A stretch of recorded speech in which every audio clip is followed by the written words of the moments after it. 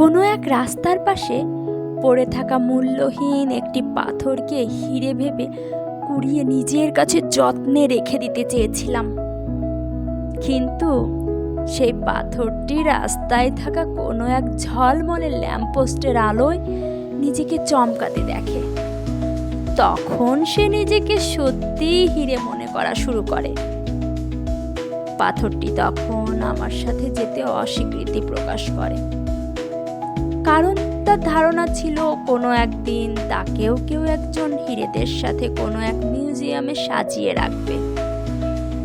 কিন্তু তখনই কালবৈশাখীর এক দমকা হাওয়ায় উপড়ে পড়ে সেই আলো ঝলমলে ল্যাম্পপোস্ট।